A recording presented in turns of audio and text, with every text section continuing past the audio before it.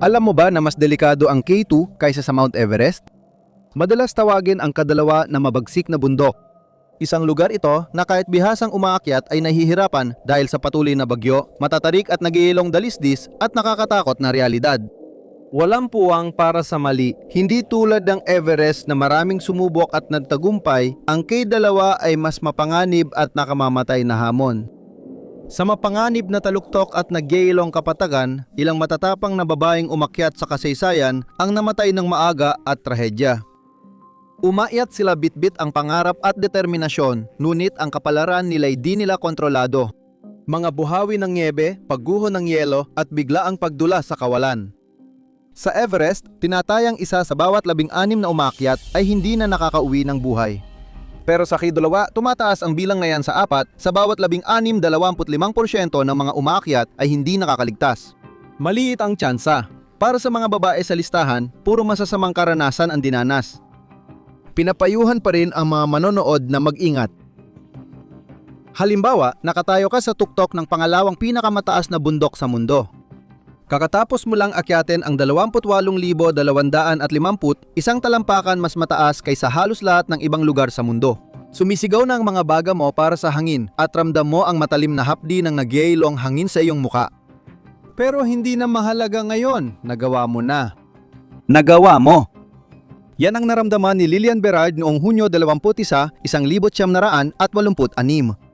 Nakatayo siya sa tuktok ng K2 kasama ang asawa niyang si Maurice.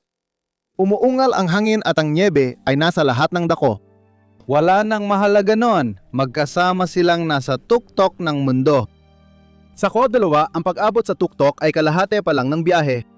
Ang totoong hamon ay ang pagbaba. Habang bumababa sina Lilian at Maurice, nagbago ang panahon. Sa una, ilang ulap lang ito. Pagkatapos, lumakas ang malamig na hangin. Makalipas ang ilang oras, dumating ang bagyo.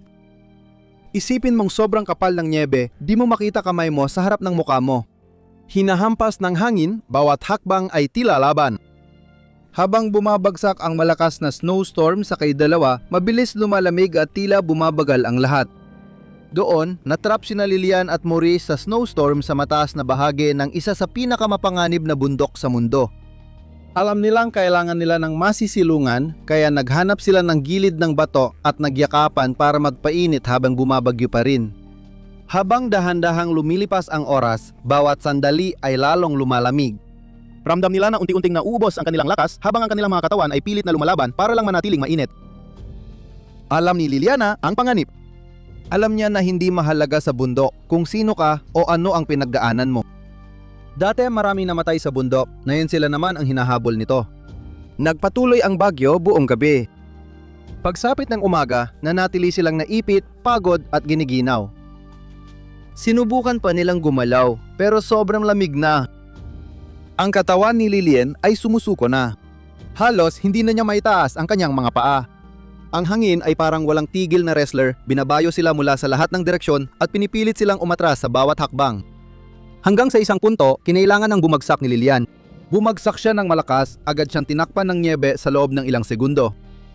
Kahit nandun si Maurice, pinag-iwalay sila ng malakas na bagyo. Sumigaw siya, ngunit nawala ang boses niya sa lakas ng hangin. Sinubukan niyang tumayo pero ayaw gumalaw ng katawan niya. Isipin mong nakahiga ka, ramdam ang lamig na unting-unting tumatago sa mga buto mo, alam mong baka hindi ka na makaligtas. Sino ang nakakalam kung ano ang iniisip niya?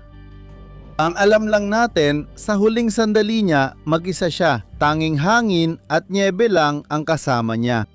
Matapos ang bagyo, natagpuan ng mga tagapagligtas si Lilian na nagyeyelo at malamig sa gilid kung saan siya nahulog.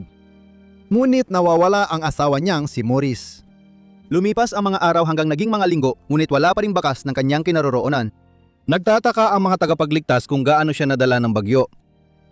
12 taon ang lumipas bago nahanap ang kanyang katawan, mas malayo pa sa inaasahan ng lahat sa bundok.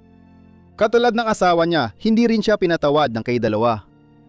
Si Lilian Barnard ay isa sa ilang babaeng nakaakyat sa tuktok ng K2. Ngunit nawala siya sa bundok bago pa makababa. Sana kakaiba ang kwento niya, pero ito ay isa lang sa maraming patunay kung gaano kalupit ang K2.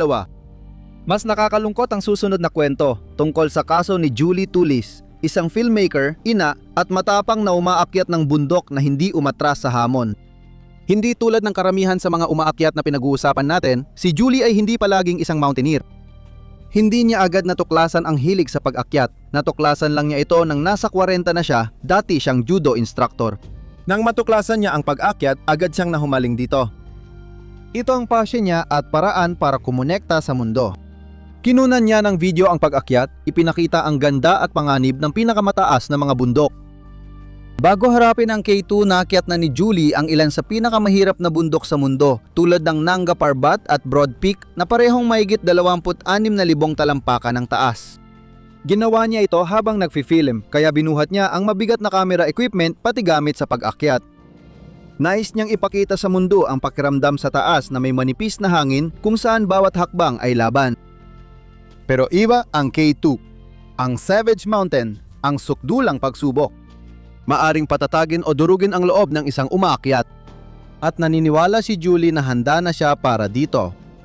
Noong Agosto 1986 sumali si Julie at ang kaakyat niyang si Kurt Diemberger sa isang maliit na grupong nagtangkang akitin ang K2. Sa panahong iyon, parehong bihasa na sina Julie at Kurt sa pag-akyat at handang-handa na para sa hamon na kanilang haharapin. Maganda ang simula ng pag-akyat at noong Agosto 4, narating nila ang tuktok na mahigit 28,000 talampakan taas mula sa dagat. Sa isang saglit, pakiramdam nila tagumpay na sila, pero gaya ng alam mo, kalahati pa lang yon ng pag-akyat. Ang tunay na hamon ay bumaba. At doon nagsimulang magkaletse-letse ang lahat. Habang bumababa sina Julie at Kurt, biglang nag-iba ang panahon. Dumating ang bagyo na may hangin na mahigit 60 milya bawat oras at matinding buhos ng niyebeng tila nililibing sila. Bumalik sila sa Kampo 4 at dito nagsimulang dumilim ang kwento. Isa ang Kampo 4 sa pinakamataas na kampo sa bundok. Matatagpuan ito sa taas ng mga 26,000 talampakan sa tinatawag na mga umaakyat na death zone. Tinawag itong ganon dahil sobrang nipis ng hangin dito, kaya halos isang katlo lang ng oxygen kumpara sa antas ng dagat. Unti-unting humihina ang katawan mo dahil kulang sa oxygen. Hindi ka makakakain, hindi ka makakatulog at halos imposibleng makapag-isip ng malinaw.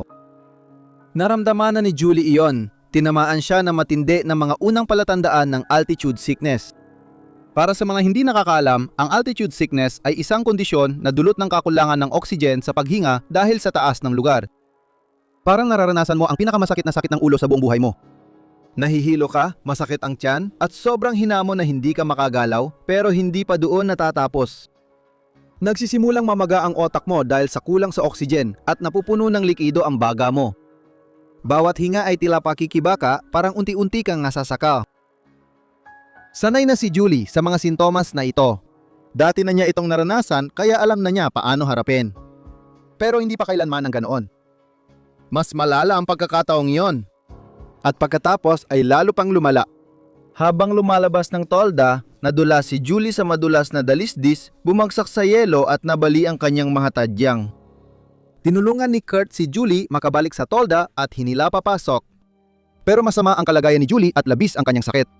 Naipit sila at walang senyales na hihinto ang bagyo. Ilang araw silang nagtagal sa tent, magkayakap laban sa lamig, hinihintay matapos ang bagyo. Pero hawak na sila ng kadalawa, wala na silang takas. Mabilis humina si Julie. Hirap na hirap umupo si Julie at putol-putol ang kanyang paghinga. Lumalala ang altitude sickness niya at pinahihina na nito ang katawan niya. Sinubukan ni Kurt na panatilihing gising si Julie, kinakausap siya at hinihikayat na magpakatatag. Pero pabalik-balik ang ulirat niya. Namula ang labi at namutla ang balat niya. Nilalamig siya sa buong katawan. Pagdating ng Agosto 7, halata nang malapit na si Julie sa wakas niya. Mahina na siya dahil napabayaan ang katawan niya. Sabi ni Kurt ang kanyang partner, tumingin siya pataas gamit ang mga matang nagsabi ng lahat. Marahan niyang bulong na pagod na siya at kailangan magpahinga. Sa gitna ng bagyo, ipinikit niya ang mga mata sa huling pagkakataon. Nagpaiwan si Kurt sa tabi ng katawan niya dahil sa bagyo. Pagkalipas ng ilang araw at humupa ang bagyo, nagsimula ng bumaba ang mga nakaligtas. Ang katawan ni Julie ay naging dagdag na bigat na kailangang buhatin pababa kasama ng kanilang kagamitan at oxygen. kinailangan siyang iwan sa nagyaylong dalisdis. Isa itong malungkot na wakas sa isang maliwanag at puno ng pag-asang paglalakbay. Ang pagkamatay ni Julie ay ikinagulat ng marami. Isa siyang umakyat, tagapagsalaysay, pinuno at inang sumunod sa kanyang mga pangarap.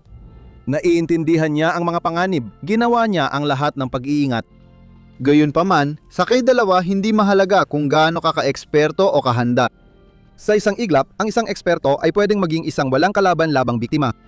Minsan, ang trahedya sa kay-dalawa ay hindi laging dulot ng biglang bagyo o nakamamatay na pagbagsak.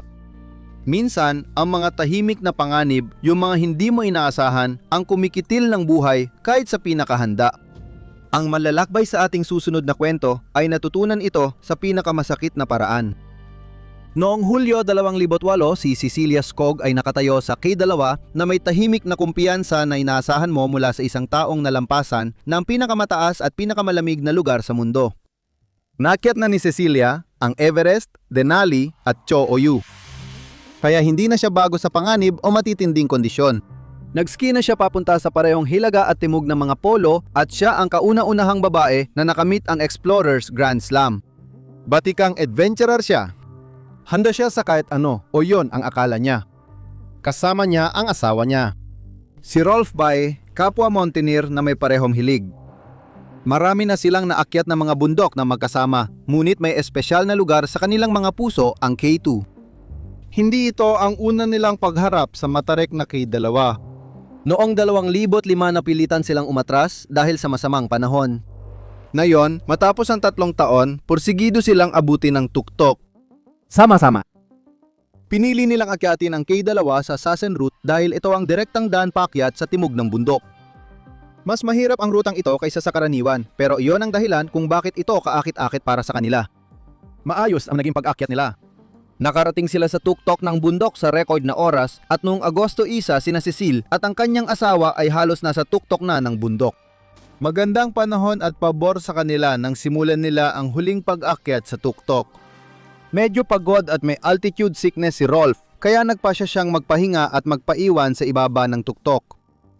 Pero sina Cecilia at Lars Ness ay nagpatuloy paakyat, dala ng pangarap na makagawa ng kasaysayan. Narating ni na Cecilia at Lars ang tuktok noong hapon ng Agosto 1, 2008. Makasaysayang tagumpay ito para sa kanila. Sa pag-akyat na ito, sila ang naging kauna-unahang mga Norwegian na matagumpay na nakaakyat sa K2. Hindi sila nagtagal dahil alam nila ang patakaran ng bundok, kailangang bumaba agad. Kumupas ang liwanag kaya kinailangan nilang kumilos. Si Rolf, pagod pa rin sa pag-akyat, ay napangiti na makita sila. Masaya siya sa tagumpay nila. Inalok ni Lars kay Rolf na mauna, ngunit tumangi ito.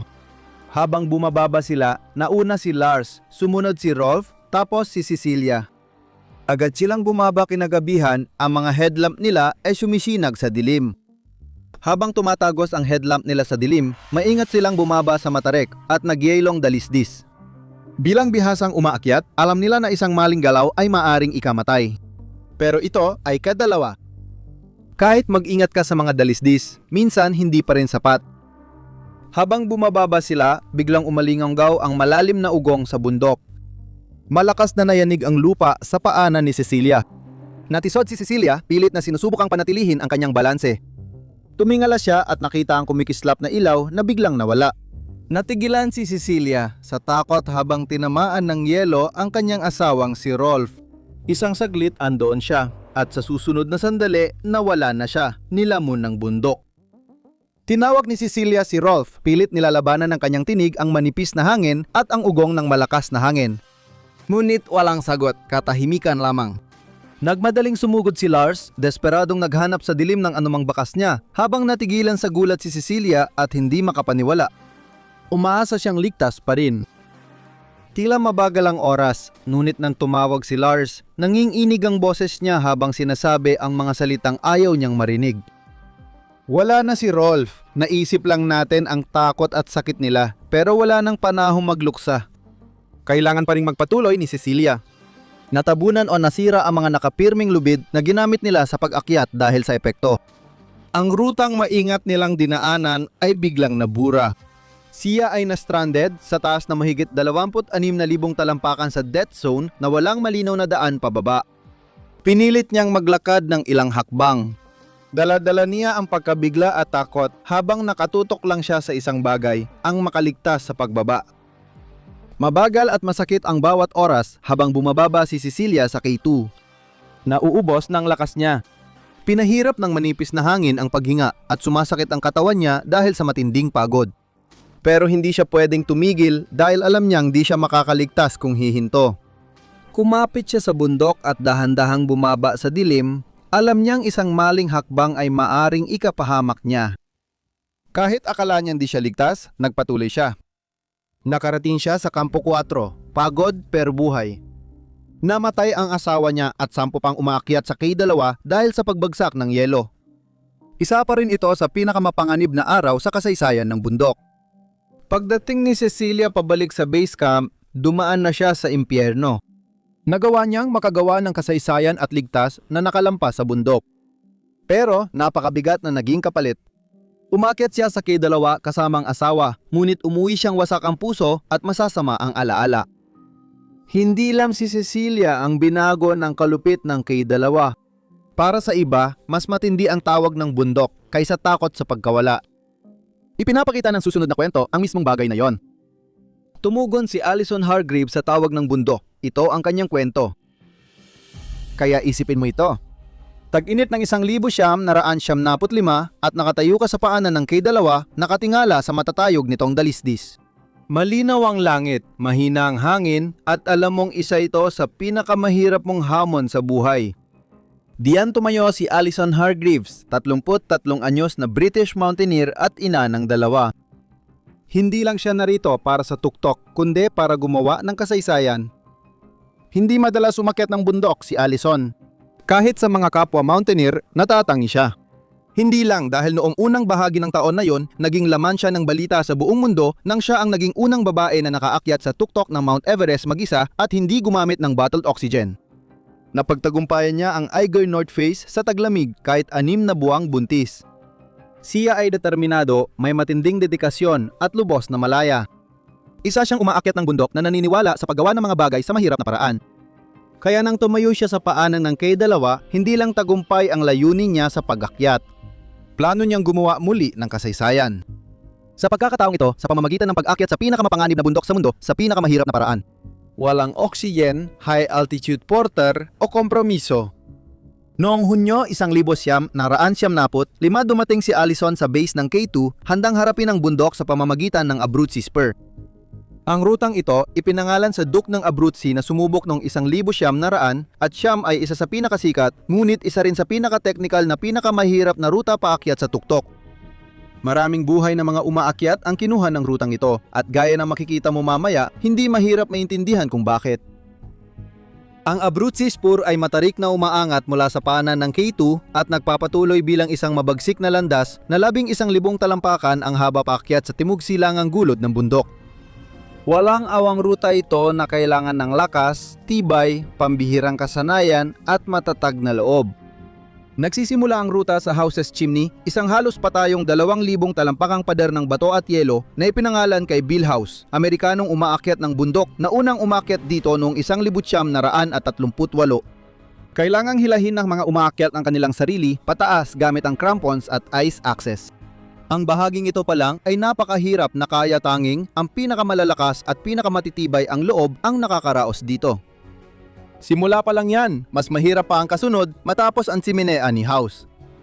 Kasunod nito ang itim na pyramid, isang maze na matutulis at maluluwag na bato sa kakaibang anggulo na may mga yelong mas madulas pa sa salamin. Kailangan mong bantayan ang bawat hakbang at subukan ang bawat mahahawakan. Isang maling galaw o maluwag na bato, tapos na agad ang laro.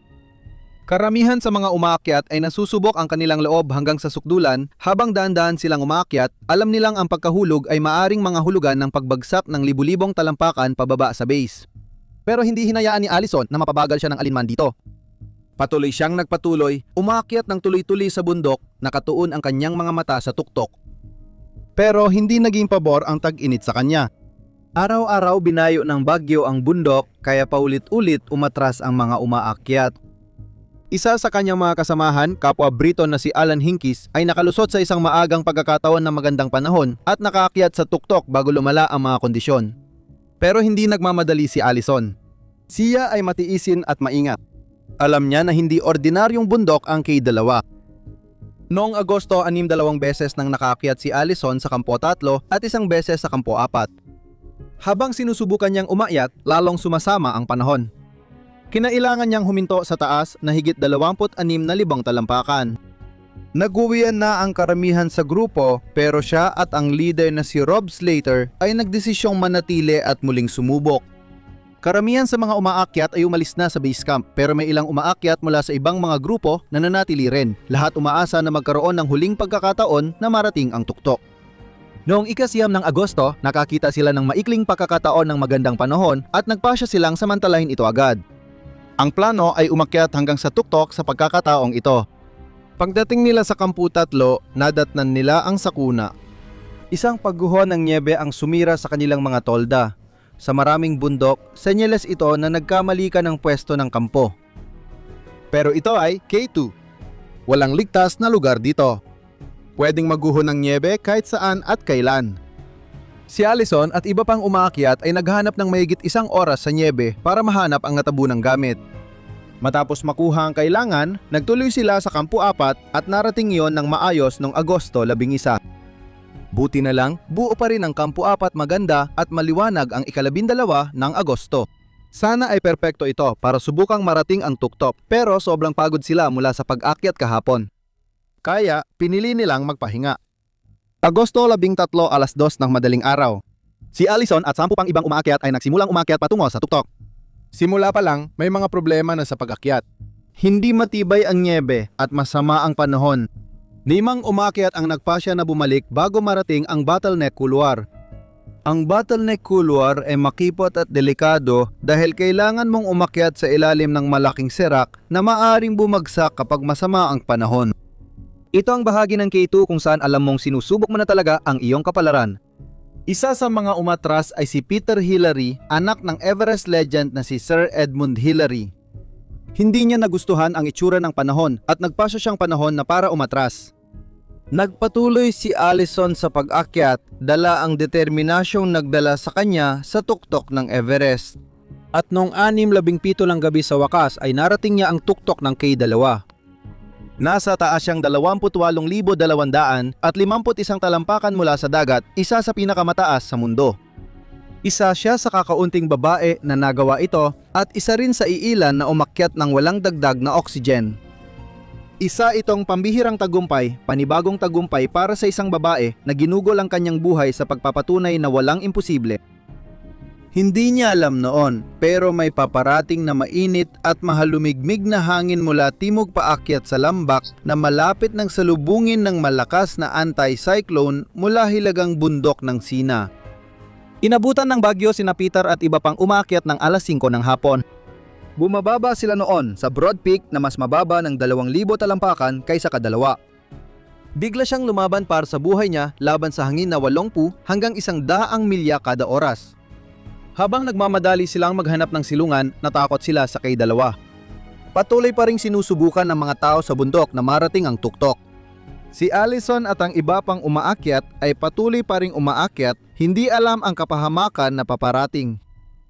Pagsapit ng alas 6:17 ng gabi pagkatapos marating ang tuktok, nagsimulang bumaba sina Allison at iba pa. Malinaw pa rin ang panahon sa tuktok at wala silang kaalam-alam sa kung ano ang darating sa kanila. Bilang batikang umaakyat, alam nilang di sila pwedeng magtagal doon. Hindi pa sila malayo nang dumating ang bagyo. Isang malaking pader ng hangin at nyebe ang biglang sumalpok sa kanila. Bumaba agad ang temperatura at hindi na nila makita ang paligid matapos ang ilang minuto. Magulo ang lahat. Nagkahiwa-hiwalay ang mga umaakyat sa paghahanap ng daan pababa pero dahil walang lubid at masilungan, nawalan sila ng pag-asa. Unti-unting nilamon ng bundok ang mga umaakyat habang tinatangay at inihagi sila ng hangin sa timog ng bundok. Kasama ni Allison, may 3 Kastila, isang taga New Zealand at isang Amerikano. Pagbaba ng 5 umaakyat sa Camp 4 makalipas ang ilang araw, napansin nila ang isang bota sa gilid ng bangin. Pag-aari yon ni Allison. Nakita nila ang katawan niya sa berdang climbing suit, nakahiga libo-libong talampakan sa ibaba kung saan siya nahulog. Alam nilang kailangan siyang kunin, pero sobrang pagod na sila at wala silang paraan para ibaba siya. Nagpatuloy silang bumaba, iniwan ang isa sa pinakadakilang babaeng mountaineer ng Britanya kung saan siya nakahandusay. Si Alison Hargreaves, 33 taong gulang, ay iniwan ang dalawang anak na lumaking kilala siyang isa sa pinakamatatapang na climber sa kasaysayan.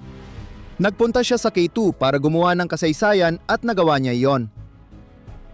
Sa mga kwento na ibahagi namin, siguro nahulaan mo na kung bakit delikado ang K2 at bakit marami itong kinukuhang buhay ng climber kahit gaano sila ka-experienced. Ang unang bagay na siguradong mapagkakasunduan natin ay ang panahon. Kilala ang K2 sa matindi at pabago-bagong kondisyon na dulot ng lokasyon nito. Kita mo, ang K2 ay nasa gitna ng Karakoram Range, isa sa pinakaaktibong geological na lugar sa mundo. Dahil nasa hangganan ito ng dalawang nagbabangga ang kontinente, kaya naaapektuhan ang mga sistema ng panahon. Maaring umatungal ang hangin mula gitnang Asya, nagdadala ng matinding lamig at nakakabulag ng nyebe. Samantala, ang monsoon mula sa karagatang Indian tuwing tag-init ay nagdadala ng mainit at mahalumigmig na hangin sa mga lambak na nagdudulot ng matinding pag-ulan ng nyebe at mapanganib na yelo.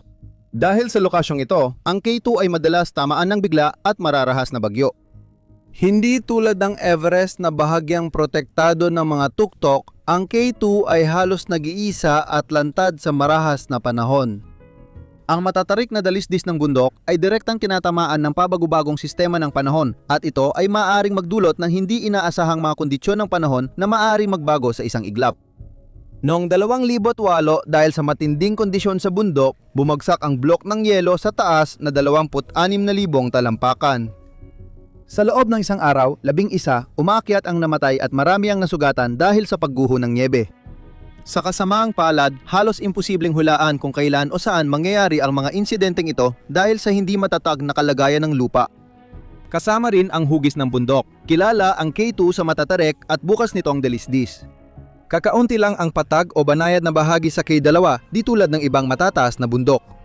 Ang mga ruta papuntang tuktok ay technical at kailangan ng umaakyat na mag-navigate sa patayong yelo at malalaking serak. Isang madulas o maliit na pagkakamali pwedeng magpabagsak ng umaakyat ng libu-libong talampakan. At nariyan pa ang taas. Sa 28,250, isang talampakan ang K2, ang pangalawang pinakamataas na bundok sa mundo. Gaya na nabanggit ko kanina, sa taas na ito, ang antas ng oxygen ay halos 1/4 lang kumpara sa antas ng dagat. Ito ang tinatawag na death zone, kung saan di kayang mag-aklimatisa ng tao dahil sa kulang na oxygen. Bawat paghinga ay nagiging laban na unti-unting nagpapahina sa katawan. Dahan-dahang kamatayan ito habang tumatagal ka ron kahit may o walang avalanches o pagbabago ng panahon. Madalas makaranas ang mga umaakyat ng altitude sickness na may sintomas tulad ng sakit ng ulo, pagsusuka at matinding pagod at maaari pa itong lumala. Ang high altitude pulmonary edema o HAP ay nagpapuno ng likido sa mga baga, habang ang high altitude cerebral edema o CSE naman ay nagdudulot ng pamamaga ng otak. Pareho itong nakakamatay kung hindi agad bumaba. At sa kadalawa, mas madaling sabihin kaysa gawin ang pagbaba. Hindi tulad ng Everest na dinarayo ng daan-daang umaakyat, hindi ganoon kasikat ang K2. Ilang araw ang layo ng pinakamalapit na baryo at malayo ang bundok sa mga lungsod at ospital. Ang pagkalayo na ito ay nangangahulugan na kung may mangyaring masama na madalas namang nangyayari, walang kasiguraduhan ang pagsaklolo. Kahit ang mga helicopter na ipapadala ay may hamon rin, gaya ng pabago-bagong panahon at kulang na landing area. Alam ng mga umaakyat na kapag sinimulan na nila ang kanilang pag-akyat, halos sila na lang ang aasahan nila sa kanilang sarili. Panghuli, ang lamig at hangin sa K2 ay nagdudulot ng mabagsik na kapaligiran. Madalas maka-frostbite at nahihirapan sa simpleng gawain gaya ng paghawak ng lubid o pagsuot ng guwantes dahil sa lamig. Kapag bumababa ang temperatura at lumalakas ang hangin, pakiramdam mo parang ang hangin mismo ay tumatago sa iyong katawan. Sa K2, bawat desisyon na gagawin mo ay usapin ng buhay o kamatayan. Kung ano ang isusuot, anong gamit ang dadalhin at kailan ka aabante o babalik. Pinagsasama ng mga salik na ito ang K2 bilang isang maigpit na pagsubok ng tibay, kakayahan at lakas ng loob ng tao. Ang bundok na ito ay hindi nagpapatawad sa kahit maliit na pagkakamali, maaaring ikamatay ito. Isang lugar kung saan kahit malalakas na umaakyat ay nagagapi ng kalikasan at napapasaawa sa bundok. Ngayong alam mo na ito, paano mo mapapabuti ang kaligtasan ng ekspedisyon sa K2? Sabihin mo ang iyong saloobin. Salamat sa panonood, hanggang sa muli! Manatiling matapang at mamuhay ng may tapang.